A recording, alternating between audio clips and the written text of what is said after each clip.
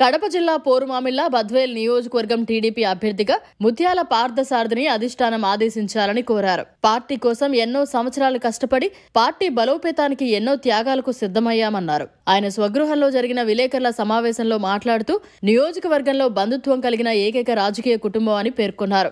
విజయమ్మ, రితీష్ రెడ్డి అధిష్టానానికి నా పేరును గతంలో అధిష్టానం దృష్టికి తీసుకెళ్లారన్నారు. 2024లో అధిష్టానం నా పేరు ఆదేశిస్తే గెలుపు నల్లేరుపై నడకన్నారు.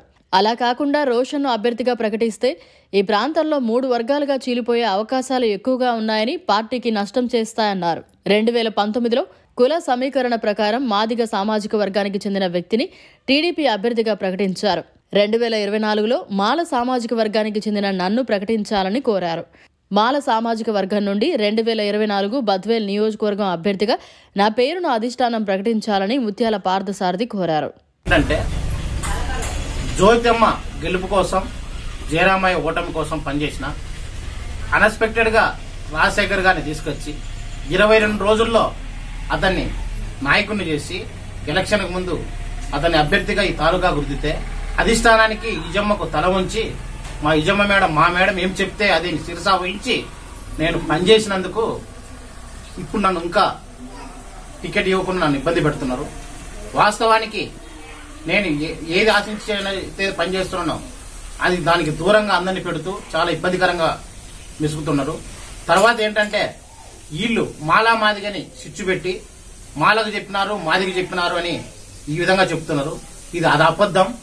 రోసయ్య గారికి ఇచ్చింది, ఐ రిపీట్, రోసయ్య గారికి ఇచ్చింది ఇన్ఛార్జే, టికెట్ కాదు. ఇది స్వయాన నేను బాబు గారిని కలిసినాను, రాష్ట్ర అధ్యక్షుడు అచ్చెన్నాయుడు గారిని కలిసినాను. నేనే కాదు, గతంలో పోటీ చేసి ఓడిపోయినటువంటి రాజశేఖర్ కూడా గెలిచినాడు. ఇది అతనికి ఇచ్చింది ఇన్ఛార్జి అని చెప్పినారు. ఎవరికి మార్కులు ఉంటే వాళ్ళకి వేస్తామని చెప్పినారు. ప్రజలతో అందరితో సంబంధాలు ఉన్నాయి. ఈ విధంగా నేను ముందుకు రావడానికి కారణం ఏంటంటే ఆ రితీష్ అన్న ఒక్క ఒంటెద్దు పోకడ గురించి నేను ముఖ్యంగా మాట్లాడదలుచుకున్నాను. మమ్మల్ని ఏం చేయాలనుకోని ఉండవు. ఇప్పుడు నేను చెప్పేది ఏంటంటే ఒకటే విషయం, నేను పార్టీలో పనిచేసిన నా అభ్యర్థిత్వం కాకుండా రోసయ్యను ఎందుకు తీసుకురావాల్సిన సమస్య ఏంటి? ఆయన ఎంత మటుకు పార్టీకి పనిచేసినాడు, లేదు సమాజానికి పనిచేసిందా, నీకు వ్యక్తిగతంగా పనిచేసిందా, ఎందుకు అతన్ని తెర మీదకి తీసుకొచ్చినావు, నాకున్నటువంటి లోపాలేంటి, నా అభ్యర్థులను ఎందుకు పరిశీలించకుండా ఈ విధంగా చేసినది నేను ప్రశ్నిస్తున్నా. సెకండ్, ఏ అభ్యర్థికి అయితే నేను పనిచేసినానో నా స్వయాన నా ఖర్చులతో రితీష్ అన్న ఇవ్వలేదు, విజయమ్మ గారు ఇవ్వలేదు, అధిష్టానం నాకు ఇవ్వలేదు. నా వ్యక్తిగతంగా ఖర్చులు నేను పెట్టి పార్టీకి కూడా కొంత డబ్బు ఖర్చు పెట్టి నేను వాళ్ళు ఏదైతే ఆదేశించారో ఆ ఆదేశాల ప్రకారమే నేను పనిచేసిన. అంటే మీకు పనిచేసినందుక నాకు ఈ పనిష్మెంట్, మీరు చెప్పిన ప్రతి విషయంలో మీకు అండగా ఉన్నందుక నాకు ఇది. కాబట్టి ఖచ్చితంగా సీనియర్ అయిన నాకు గౌరవించి మీరు చేయాలా. తాలూకాలో ఉన్నటువంటి లీడర్లు కొంతమంది, అయ్యా మీకు చేతులైతే నమస్కరిస్తున్నా, తాలూకా లీడర్లు ఏమంటున్నారు, రాజశేఖర్ని గొంతు కోసినారు అంటున్నారు. ఆయన రాజకీయంలోకి ఎవరు తెచ్చారు? తాలూకా లీడర్షిప్ తెచ్చినామా? రాష్ట్ర లీడర్షిప్ తెచ్చినామా? అధిష్టానం ఏమైనా చెప్పిందా? రితీష్ అన్న తీసుకొచ్చి మనకు రుద్దినాడు. వాళ్ళకి ఏం జరిగిందో మనకు రాజశేఖర్ గారు తెలుసుకోవాలి. గతంలో జ్యోతమ్మ గారు వచ్చినారు, జ్యోతమ్మను గొంతు కోసినారు. ఆమెను కోయలేదా గొంతు? అలాంటే ఆమె అభ్యర్థి కాదా? ఆమెకు ఇచ్చి పోటీ చేయించి ఉద్యోగం రిజైన్ చేయించి రాజీనామా చేయించి తిప్పారు. ఇన్ఛార్జ్ వచ్చినా కూడా ఇంప్లిమెంట్ చేయలే. ఆమె మనిషి కాదా? గెలుపు అంచొంచుకు పోయింది. వాళ్ళు కాదా? మీరు మాదిగలిస్తే గెలుస్తారు, మాదిగలికిచ్చే గెలుస్తారు, మాలలకు గెలవరు అంటారు. అంటే లక్కినేని చెన్నై గతంలో కమలం మీద పోటీ చేసినప్పుడు 60,000, దరిదాపు 58,000. రాజశేఖర్ పోటీ చేసినప్పుడు 50,000 బార్డరు. జ్యోతమ్మ మాల పోటీ చేసినప్పుడు దరిదాపు గెలుపు అంచుకుపోయింది 5,000. అదేవిధంగా ఈ తాలూకాలో బీకోడరు జక్కుల కుమారి గాని, పూర్వామిల చెన్నకిష్టమ్మ గాని, సంపత్ గాని, సీలి రవణమ్మ గాని, కొండయ్య గాని, వీళ్ళంతా మాలలే. జెడ్పీటీసీలుగా, ఎంపీలుగా చలామణినారు. ఎలా గెలిచారు ఈ తాలూకాలో? కాబట్టి మా మీద మాల కులాల మీద ఉన్నటువంటి అపోహను తీసేయండి. ఫస్ట్ మీరు బ్లేమ్ చేయొద్దు. జిల్లా అధిష్టానానికి చెప్పినా పట్టించుకోదు, కోలిపేట సభ్యుడు శ్రీనివాసరెడ్డికి చెప్పినా పట్టించుకోదు. ఈ విషయం అంతా చంద్రబాబు నాయుడు గారు సీనియర్లకు వాల్యూ ఇస్తాను, సీనియర్లను గుర్తిస్తాను అని మా రాష్ట్ర అధ్యక్షుడు అచ్చెన్నాయుడు గారు చంద్రబాబు నాయుడు గారు చెప్పారు. కాబట్టి వాళ్ళని గౌరవించి పనిచేస్తున్నాం. విజయమ్మ గారు మాట తప్పరు, ఎందుకంటే ఉక్కు మహిళ పేరుందామకి మాట తప్పదని నేను అనుకుంటాను. కానీ రితీష్ అన్న ప్రలోభాలకు లోబడినడా, లేదేమన్నా బ్లాక్ మెయిల్ చేశారా, కొందరు ఏమైనా ట్రాప్ చేశారా? ఎలా చేస్తాడు? రోసయ్యకు ఇన్ఛార్జ్ తెచ్చాడు. తెమ్మను, నేను గుర్తు రాలేదా? పాదయాత్ర చేసినావు, పాదయాత్ర చేసినవా? లేదా పాతోళ్లను పంపించే పార్టీ నుంచి పంపించే యాత్ర చేసినావా నువ్వు? పాదయాత్ర చేసినప్పుడు తాలూకాలో బలమైన లీడర్లు చాలా మంది నువ్వు కలుపుకోలే. ఒక వెంకరెడ్డిని కానీ, బాలరెడ్డిని కానీ, అట్లూరు ముండెడ్డిని కానీ, ఇవన్నీ వాళ్ళ వ్యక్తిగత విషయం నీకు చెప్తున్నా. ఈవెన్ నా ఇంటి మీద పోతా, మీరే మిత్రులారా చూడండి, నా ఇల్లు గేటుకు ఆయన పోయేదానికి 2 అడుగుల దూరంలో ఉంటది. ఇక్కడి నుంచి పోతా, నాకు మాట మాత్రం ఇంటిమేషన్ ఇలా. నా సోదరుడు స్వయాన నా సోదరుడు అందరూ మీరు వస్తే గౌరవించాలని, పూలదండలతో ఆహ్వానం పలకాలని ఇక్కడ గ్రౌండ్ లో ఉన్నా కూడా నువ్వు మమ్మల్ని విస్మరించి బయటికి వెళ్ళావు. అంటే మమ్మల్ని పొమ్మాలనా? పార్టీలో పరిచయం ఉన్నోళ్ళు, ప్రజలతో సంబంధాలు ఉన్నోళ్ళు, ఈ నియోజకవర్గం డెవలప్ కావాలనేళ్ళు, మిమ్మల్ని గౌరవించేళ్ళు, పార్టీకి హానర్ ఉన్నోళ్ళు నీకు పనికిరారా? రెడ్ మీట్ లీడర్లు కావాలా నీకు? కొత్త వాళ్ళు వచ్చి పనిచేయాలని ఇక్కడ? ఎందుకు ఈ దుస్థితికి మా తాలూకాకు? వ్యక్తిగతంగా నాకెందుకు ఈ కర్మ? నేను ఒకటే చెప్తున్నా రితీష్ అన్న, నువ్వు ఇప్పటికైనా మనసు మార్చుకో. ప్రజలు ఎవరిని అడిగినావు? క్యాడర్ని అడిగినవా? గ్రామ స్థాయిని అడిగినవా? మండల స్థాయిని అడిగినవా? తాలూకా స్థాయిని అడిగినవా? ఎవరిని అడిగి క్యాండిడేట్ డిక్లేర్ చేస్తున్నావు? ఎవరు ఒపీనియన్ తీసుకుంటున్నావు? ఎవరి సర్వే? మాటకొస్తే లేనిపోని అబద్దాలు నువ్వు అక్కడ అధిష్టానంలో చెప్తున్నావు. నువ్వు ఏం చెప్పినావు ప్రతిదీ నాకు గుర్తుంది. లాస్ట్ టైం 2019లో నువ్వు నీ బంధువు ముందు ప్రజా వేదికలో జ్యోతమ్మ గేటు కానించి కన్నీరు మున్నీరే బయటకు వచ్చిన అపాయింట్మెంట్ కూడా లేదు ఆమెకి. జయరామన్ రాని లేదు, మీరు భోజనం కానించే పంపించండు. రాజశేఖర్ లోపలికి తీసుకుపోయినప్పుడు ఆదినారాయణ ఇంట్లోనే కూర్చున్నప్పుడు, మంత్రి గౌరవ మంత్రి ఆయన ఇంట్లో కూర్చొని ఉన్నప్పుడు అన్ఎక్స్పెక్టెడ్ రాజశేఖర్ తీసుకొచ్చి నువ్వు ఆయన పరిచయం చేసి మేము అక్కడికి పోతున్నాం, మళ్ళా నువ్వు వస్తానని నాకు చెప్పావు. కానీ అప్పుడే అనుకున్నా నువ్వు నాకు మోసం చేస్తున్నావని. నీకు తెలిసే నీకన్నా ముందు నేను ప్రజావేదిక వెళ్ళా. అక్కడ నాకు అపాయింట్మెంట్ ఉంది. ఎందుకంటే నా బతుకు, నా జీవనం చౌదరులతోనే, నా వ్యాపారం చౌదరులతోనే. టాప్ మోస్ట్ చౌదరులు గారు, మన ముఖ్యమంత్రి, మాజీ ముఖ్యమంత్రి వరుడు చంద్రబాబు అత్యంత సన్నిధులతో నేను వ్యాపార లావాదేవీలతో నాకు సపోర్ట్ చేసిన పెద్దలు ఉన్నారు. వాళ్ళు నాకు విషయం చెప్పగానే వాళ్ళు ఒకటే చెప్పారు, ఆర్థికంగా ఎంతైతే మీ కమిట్మెంట్ ఉందో నే కమిట్మెంట్ ఫుల్ఫిల్ చేసేదానికి సిద్ధంగా ఉన్నానని నీకు వీడియో కాల్ చేసి ఒక మంత్రి తమ్మునికి ఇదో నా డబ్బు ఇంత, నేను ఇంత పెట్టగలుగుతాను, నాకు ఇవ్వమంటే నువ్వేం చెప్పావు? నాకు నేను ఎవరిని నమ్మలేను, నాకు తెలీదు, నాకు నమ్మకస్తుడు, నాకు డాక్టరు, నాకు ఇంతో చాలా సంబంధాలు ఉన్నాయి, దయచేసి ఒక్కసారి ఇతనికి అవకాశమే, నెక్స్ట్ నీకు ఇస్తానని నువ్వు అన్నవా లేదా? ప్రజావేదికలో నీ ఆత్మసాక్షిగా నువ్వు పలుకు, నేను పలుకుతా, నువ్వు ఎక్కడికి రమ్మంటే అక్కడికి వస్తా. ఆ రోజు నువ్వు అన్నవా ఈసారి మాదికి చంద్రబాబు చెప్పాడు నేను నెక్స్ట్ మాలకి ఇస్తానని? అక్కడ ఏమీ చెప్పలే. ఈ రోజు నోరు ఇప్పుతున్నా. ఎందుకు ఇప్పుతున్నానంటే చంద్రబాబు నాయుడు గారు నువ్వు ఎవరికి చెప్తే వాళ్ళకి టికెట్లు అన్నావు. ఆస్పిరెంట్లు అందరినీ మాయమాటలు చెప్పి నువ్వు రాజశేఖర్ ఆగమేఘాల మీద డిక్లేర్ చేసినావు. ఆ రోజు నీకు ఆయన ఆపిల్ పండు, అట్టి పండు, జామ పండు, సీతాఫలం, తీపి పండు అయినాడు. ఈ రోజు చేదు కాకరకాయ అయినాడు. అదే రాజశేఖర్కి ఇచ్చు కదా మాదిగా బిడ్డలన్నప్పుడు. కానీ నాకు అది మీ వ్యక్తిగత విషయం. నేను చెప్తున్నా, మాదిగల కంటే అతనికి ఇవ్వచ్చు కదా.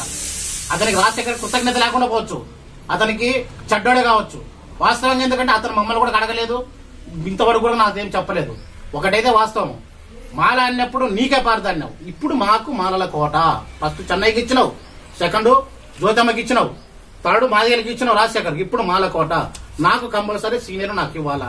నాకు ఇవ్వకపోతే ఇంకొక మాల బిడ్డను ఎత్తుక్కో, ఇంకొక మాల బిడ్డను ఎత్తుక్కో. పార్టీలో పనిచేసిన వాళ్ళు ఉన్నాం, నీ కోసం అహర్నిశంగా పనిచేసిన వాళ్ళు ఉన్నాం. అబ్రాం గాని ఇంకొకరైనా ఉండరు.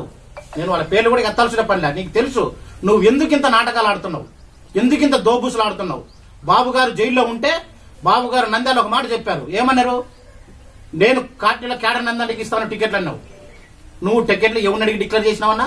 జైలుకు పోతానే ఆగ మేఘాల మీద డిక్లేర్ చేసి అతను అంబేద్కర్ బొమ్మ కాడ పటాకులు కాలుస్తాడు. అంటే ఇంత జ్ఞానం లేని, ఇంత అవగాహన లేని ఈ వ్యక్తులకు నేను పనిచేయాలనా? నా ఇంటి ముందు పోతా, నన్ను గుర్తించి ఇన్ని రోజులు ఇన్ఛార్జ్ చేయండి. ఇంతలా సీనియర్ లీడర్ను తాలూకాలో ప్రతి దళిత పల్లెనే తిరిగినా. నేను ప్రజలకు తెలుసు, ప్రజలు నాకు తెలుసు. కానీ నన్నే గుర్తించకుండా, నాకు ఫోన్ చేయకుండా, నన్ను సంప్రదించకుండా నా ఇంటి ముందు పోయినటువంటి వ్యక్తులను నేను ఓటేయాలనా? అంటే పార్టీని బస్సు పట్టించాలనరా? పార్టీని గెలిపించాలనరా? పార్టీకి పనిచేసిన వాళ్ళు మీకు అక్కర్లేదా? ఇక్కడ గెలసాలని లేదా? నువ్వు ఒకటే చెప్తావు, తాతగారి పేరు చెప్తావు, పెద్ద ఆయన మహానుభావుడు, ఆయన బ్రాండ్ ఉంది. నువ్వు పేరు మోసిన ఒక పెద్ద లీడర్ మనవనివి, ఒక పేరు మోసిన మంత్రి అల్లునివి, ఒక పేరు మోసిన పెద్ద డాక్టర్ కొడుకువి. ఈ తాలూకాని ఏకదాటిగా ఒక చక్రం తిప్పుతున్న ఒక పేరు మోసిన మాజీ ఎమ్మెల్యే తీసన్నా నువ్వు అన్నావు. నా బలం చూపిమంటావా? ఇవాళ నేను ఒకే రోజు ఒకనే ఉండా. ఇప్పుడు స్టార్ట్ అయింది, ఇది ఆరంభమైంది. నేను ఎక్కడ తిరగాల? దళితుల్లో చూపించాలనా? లేదు కాన్స్టిట్యూన్సీ ప్రజల్లో చూపించాలనా? 7 మండలాల్లో 2,40,000 చిల్లర హోటల్లో 272 బూతుల్లో బూత్కు 5 మంది నా మనుషులు ఉన్నారు. ప్రతి క్షణం నేను అప్డేట్ అవుతూనే ఉండా. నేను ఎక్కడైనా తిరగాలంటే నీతో భయం. నువ్వు ఎక్కడ గొంతు మీద తొక్కుతావో, నన్ను ఎక్కడ పాత రాస్తావో రాజకీయంగా అనే ఉద్దేశంతోనే ప్రజలనే తిరగల. ప్రజలందరికీ తెలుసు. మిత్రులారా, మీరే ఇక్కడ ఫోన్ రెడీ చేయండి. నేను 7 మండలి ఏ లీడర్తో మాట్లాడగలుగుతా. అందరూ ఒకటే భయం, మమ్మల్ని ఏమన్నా ఇబ్బంది పెడతదేమోనని, ఏమన్నా చేస్తాను. ఇవాళ నేను ఎందుకు వచ్చానంటే పార్టీకి డ్యామేజ్ చేయడం కాదు, ఇది కాదు. వీళ్ళు బాబు గారి మీద పెడుతున్నారు. బాబు గారికి సంబంధం లేదు. అచ్చెన్నాయుడు గారు చెప్తున్నారు, అచ్చెన్నాయుడు గారికి సంబంధం లేదు. వాళ్ళు అబద్దాలు ఆడేంత పెద్ద లీడర్లం కాదు. వాళ్ళు నాకు తెలుసు బాగా. అచ్చెన్నాయుడు గారు దగ్గర నుండి చేసిన మహానుభావుడు. చంద్రబాబు నాయుడు ఈ రాష్ట్రాన్ని డెవలప్ కావాలని ముందుకు పోయిన వ్యక్తి. ఆంధ్రప్రదేశ్ అణగారిన కులాలు అభివృద్ధి సృష్టికర్త డాక్టర్ మైనని పెట్టిన వ్యక్తి. అటువంటి పెద్ద వ్యక్తి మీద నిందేయడం నీకు తగదు రితీష్ అన్న. ఇక్కడ నువ్వు ఎవరు చేశారో నాకు తెలుసు. ముగ్గురు. నువ్వు నాకు చెప్పినావు ఇన్ఛార్జ్ అని, టికెట్ అని. 2022 నవంబర్లో కూడా నాకు చెప్పినావు. నీతో, మీ ఇంట్లో, మీ వ్యక్తులతో మీకు నాకు ఆర్థిక లావాదేవీలు సంబంధాలు జరిగినాయి, ఆర్థిక ఒప్పందాలు జరిగినాయి. అందులో బెడిసినాయి. ఆ బెడిసిన నేను అడిగిన రిక్వెస్ట్ టైం అడిగినాను. నేను నిన్ను టైం అడిగినాను. నేను నోరిప్పి ఆధారాలు బయట పెడితే పరిస్థితులు వేరే ఉంటాయి. పార్టీలు ఏమన్నా సస్పెండ్ చేస్తావా? భయం. ఏదన్నా పాత్ర వేస్తావని భయం. లేదా ఇంకోటి చేయొచ్చు. నీ కాడ కొంతమంది చెంచాలు ఉండరు. ఆ చెంచాలతో ఏదేదో పెట్టిస్తావు. మేము పోస్ట్ పెడితే 10 నిమిషాలు ఉంచావు పోస్టు. 5వ నిమిషానికి ఆ పోస్ట్ వేరే విధంగా వెళ్ళిపోద్ది. మేము పోస్ట్ పెడితే ఇమీడియట్ ఇంకొక పోస్ట్ వస్తుంది. కాబట్టి ఇదంతా కొంతమంది పెద్దలు ఉండరు నీ దగ్గర పిఎలు. నేను చేతులు ఎత్తి దండం పెట్టచ్చు. నీ శ్రేయస్ కోరే ఉండరు నీ అమ్మటంతో. వాళ్ళ మాటలు విను, వాళ్ళ ఫీడ్బ్యాక్ తీసుకో. నిజంగా నువ్వు మాట్లాడు. అంతేగాని నువ్వు చంద్రబాబు చెప్పినాడని ఇంకోటి చెప్పినాడు చేయకు. అసలు నాకు టికెట్ ఎందుకు ఇవ్వాలా? నేను చేసిన తప్పేంటి? నన్ను ఎందుకు పరిగణలోకి తీసుకోవాలా? రీజన్ చెప్పు. ఈసారి మాలలకే టికెట్, మాదిగ సోదరులు కాదు. ఆ రోజు జ్యోతిమ్మను పక్కన పెట్టినప్పుడు మాదిగ సోదరులందరూ సహకరించండి. ఆ రోజు మాదిగ సోదరులు సహకరించడం కదా. ఇవాళ మాల సోదరులకు మాదిగ సోదరులు ఎందుకు సహకరించడం? 2 సార్లు మీకు చేసినాం. ఇది మాకు మీరిచ్చిన మాటే కదా. ఇది అధిష్టానం తేల్చుకుంటుందా? అధిష్టానం మీద తప్పు నిర్ణయం చేయకుండా మీరు ముందుకు పోవాలని నేను పోతున్నా. అదేవిధంగా ఇక్కడ ఏదైతే బద్దెల తాలూకాలో జరుగుతుందో ఒకటే రితీష్ అన్న, నీకు నేను ఈ సందర్భంగా తెలియజేసేది, నన్ను ఇబ్బంది పెట్టినట్టు వేరే వాళ్ళని ఇబ్బంది పెట్టద్దు. నా కోసం నా కులాన్ని అన్యాయం చేయొద్దు. నా మీద ఇష్టం లేకపోతే నా కులంలో ఎవరో నీకు నచ్చినో ఇంకొకరిని పెట్టుకో. కాబట్టి ఈ టికెట్ ఈసారి ఈ 2024 టీడీపీ టికెట్ కంపల్సరీ మాలలో కేటాయించాలి. తర్వాత ఈ రితీష్ అన్న నువ్వు అంటున్నారు కొంతమంది లీడర్లు మమ్మల్ని గొంతు కోసినారని. నాయన, మేము టికెట్లు కావాలని పార్టీలో పనిచేసి ముందుకు పోయిన వాళ్ళం. మీరు వచ్చినారు టికెట్ కావాలని. కాబట్టి ఎందుకంటే మీకు ఇచ్చే ముందు ఇంకొకరిని ఇబ్బంది పెట్టినారు కదా. కాబట్టి మీరు ఎట్టి పరిస్థితుల్లోనూ మాకు సహకరించండి. ఈ తాలూకాలో డెవలప్ కోసం ముందుకు పోవాలి. తాలూకా మీద పూర్తి అవగాహన ఉంది. మంది వెనుకబడిన ప్రాంతం, తాగునీరు, సాగునీరు అన్ని విధాలా మనం ముందుకు పోవాలా. అదేవిధంగా నేను రాజకీయాల్లో ఎందుకు రావాలనుకున్నాను, ఎందుకనేది గతంలో వీడియోలో చెప్పినాను. ఇప్పుడు కూడా ఈ ప్రెస్ మీట్ సందర్భంగా చెప్పేది ఏంటంటే, గోవిందరెడ్డి గారు ఉన్నారు, ఆయన ఏరియాకి ఎంతో డెవలప్మెంట్ చేస్తున్నారు. మేడం గారు ఉన్నారు, ఈరారెడ్డి గారు వాళ్ళ ఏరియాకి డెవలప్మెంట్ చేసిండ్రు. మంది పూర్వమైన ప్రాంతం, వెనుకబడిన ప్రాంతం, హైయెస్ట్ పాపులేషన్ ప్రాంతం, మనకు వర్షపాతం తక్కువ. ఇవన్నీ దృష్టిలో పెట్టుకొని మన ఏరియా అయితే డెవలప్ ఉంటది. నాకు అధిష్టానంలో చాలా మంది సంబంధాలు ఉన్నాయి.